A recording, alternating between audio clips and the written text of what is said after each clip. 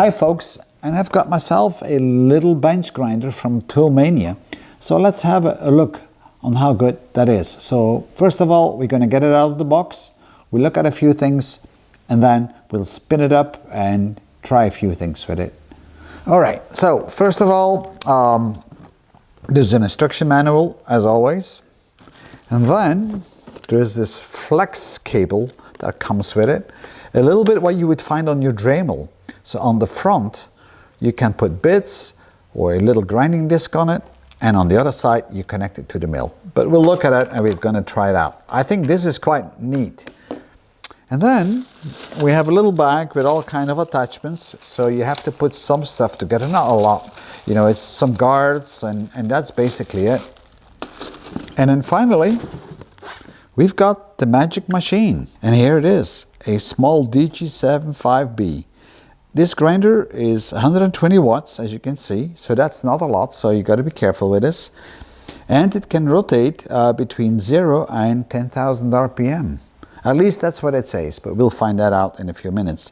And you can adjust it over here with this potentiometer, on and off switch. And on the left hand side, we've got a grinding wheel. And by the way, guys, if you have grinding wheels, use a soft grinding wheel for hard materials. And use a hard grinding wheel for soft materials. And on this side, we have a polishing kind of brush or wheel. These wheels are replaceable, and we'll have a look at that in a few minutes. And it comes with a pretty nice sized and long cord, actually. I like that. This is really nice. Now, what you have here on the side is a connector for the flex cable. And we'll hook that up just so you can see it. So this is the flex cable, a bit like your Dremel, and it's kind of squared, so you can stick it in there, make sure you put it right, and then you can actually bolt it on. Now be aware that this is left threaded, so you have to turn it anti-clockwise to connect it and to tighten it. So don't forget that, because I tried it initially and then it turned out to be that I was turning in the wrong direction. So now if this is going to spin, then I will see the front part moving here. So this is really good. So now I actually have a bench grinder and a Dremel in my hand. This is not bad. So let's undo that and look at a few more things. All right. Now, as you can see, there are no guards on it, but the guards will come on here. There's no support parts on here, but all this, it is in this little bag, and we'll mount that in a few minutes. Not very hard. But let's look what else this thing has.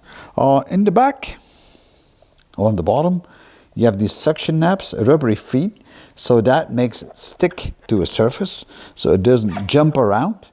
But on top of that, it has holes, so you can actually bolt it down to your bench if you want to.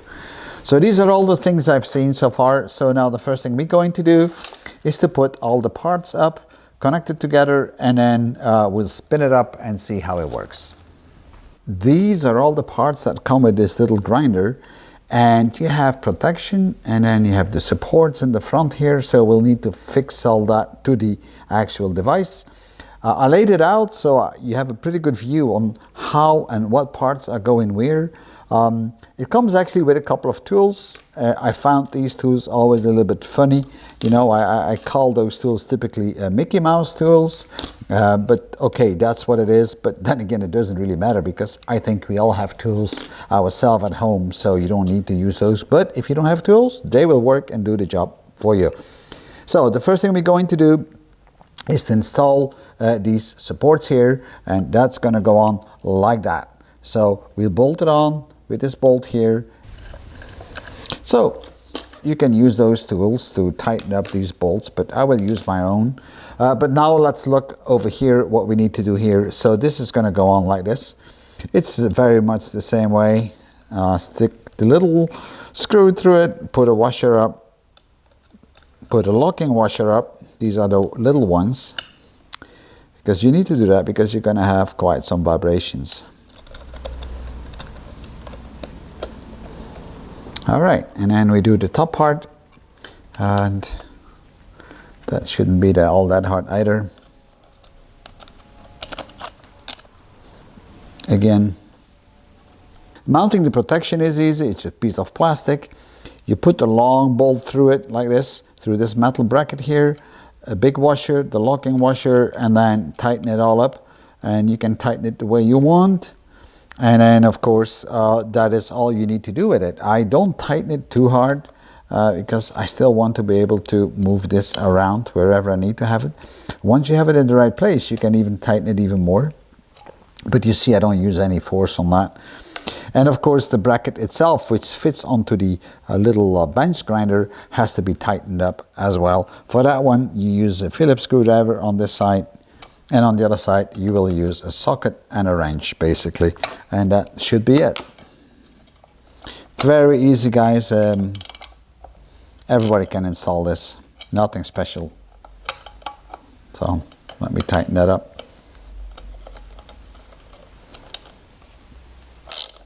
There we go. This support is where your working piece will rest on while you're going to grind it. Now you will see a bigger washer and a smaller one, a locking ring. The locking ring should be the first one to the head of the bolt. And I'm going to use a socket of 10 to lock this down.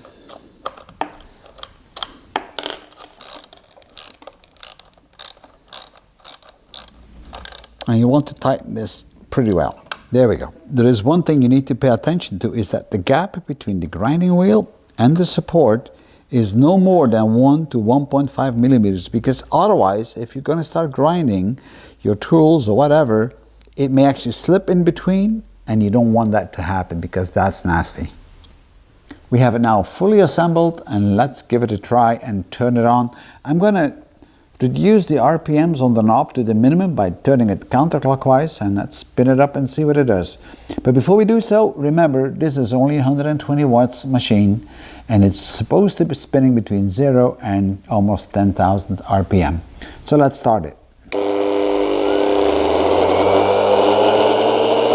That looks quite good, and actually it doesn't vibrate at all. It stays very nicely in place with those rubber sockets. Let me increase the RPMs and see what it does.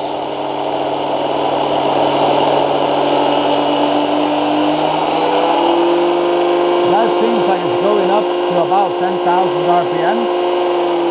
However, I can't get it lower than probably around 4,000 or 5,000. So it's not really true between 0 and 10,000. Actually, it can only go between 5,000, something like that, and 10,000 RPMs. But that's okay, because I wouldn't know how you would grind on those low speeds anyway. In terms of maintenance, you can remove the brushes. These are the brushes for the motor. There's one here and there's one on the other side. And then for the rest, you can remove the grinding wheels or the polishing wheels. The size on those is 75 by 20, and it's a diameter on the axle of 10 millimeters. So that should be all not that hard to do. So now let's talk a bit about its use. So folks, we need to talk a bit about the purpose of this little grinder here. You can see the one I'm leaning on, that's a big one, and that's the one you're going to use for heavy construction work, heavy pieces of metal, like this bar that we have right here. That's the one you would actually grind on a grinder like this. Obviously, you're not going to do this on this little grinder because it's not built for that, and you shouldn't be doing that. You got to use the tools for their purpose. This little grinder is ideal for sharpening your tools and small work. But don't think you can actually grind big pieces of metal with it, because you're going to burn out the engine, you're going to stall it, you're going to block it. So use it for what it's intended. Small, little work, maybe sharpening your bits, stuff like that. The important part is, if you're grinding, and I'm not specifically talking about a bit now, try not to grind always in the same spot. Use the whole stone, because otherwise you're going to start making grooves, and that's not a good idea. So let's turn it on and see how that works.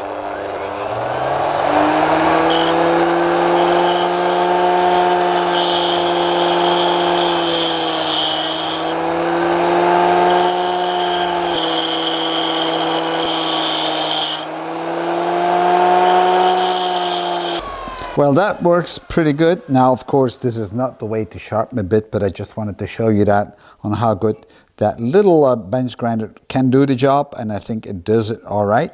Over time, you will see that the stone will wear out a bit, and then the gap will be bigger, so then you have to adjustment the guide. Never use copper or wood on these stones, because if you do so, it's going to pollute the stone and it's not going to grind properly anymore. And now let's see if we can polish this up a bit. And we have a polishing brush here, or wheel, and let's see how that works. Now that's typically high speed, so we'll put it to the maximum.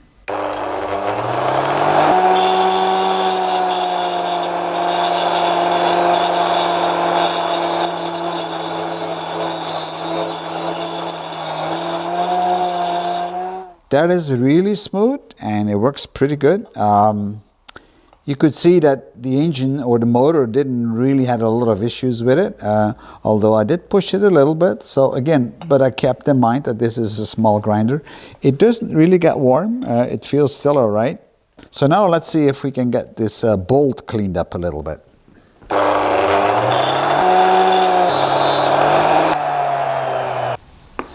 So I think this is quite nice if I compare it with what it was initially. So the next thing we're going to do is to connect the flex cable.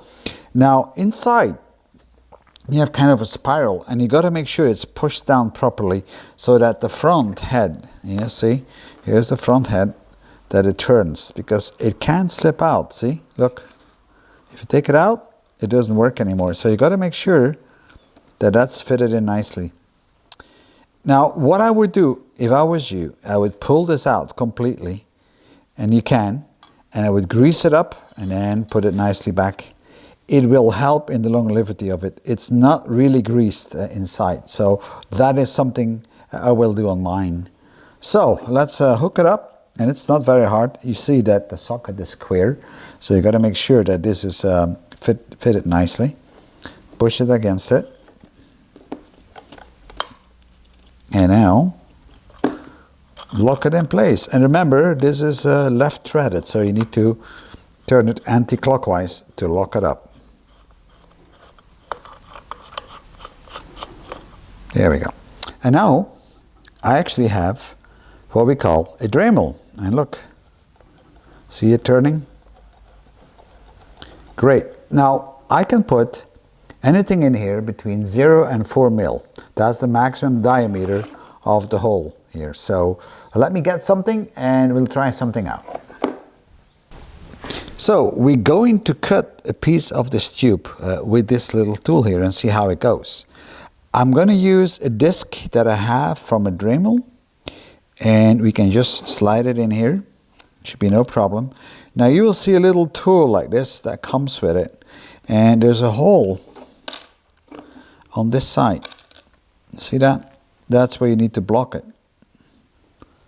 And right now I'm lucky it's blocked. And then you have the little key, the wrench, to tighten that up so it doesn't slip.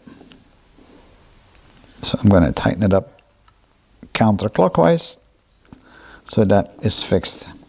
And then remove it. I'm really curious to figure out how good this will work. So let's see. I'm going to move this around a bit, and then we'll start it up. You've got to hold it before you start it. So let's see. And I'm going to put it on low RPMs. The disc I'm having on here is not really a metal cutting disc, but let's try it out anyway. So.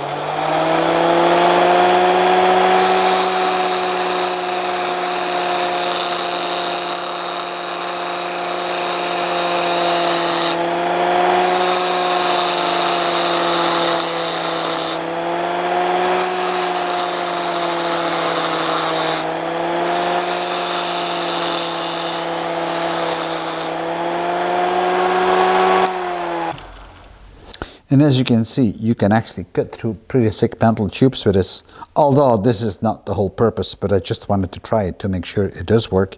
So now let's have a look how easy it is to remove the grinding stone. You got to undo those 3 Phillips screws, and then normally the cover should come off. I haven't tried it before, so let's see.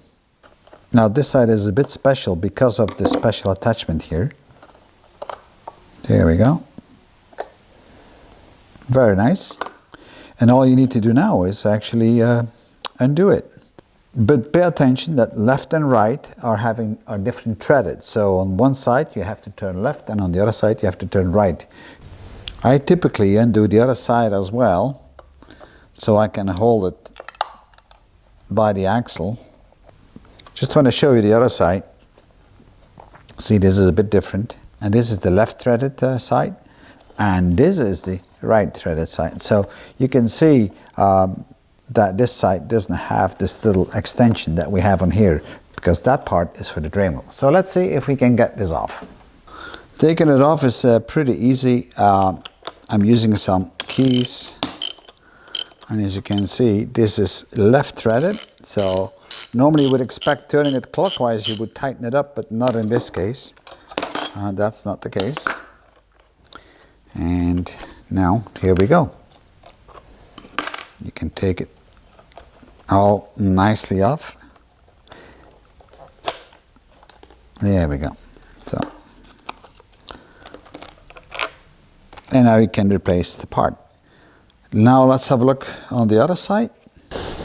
Now this side is normal threaded, so I'm going to use again a socket for that, and we should be able to turn it off, get it off. The problem is that the whole unit is turning, so I need to block the wheel somehow. So I'm going to do this with a couple of pliers, making sure I don't break the stone. Now normally this should not be all that tight. See, it's already coming off. So you got to be a bit careful with this.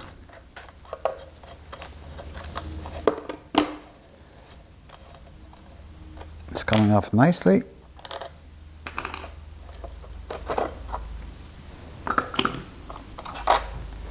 There you go. And that's how much it takes to replace the parts.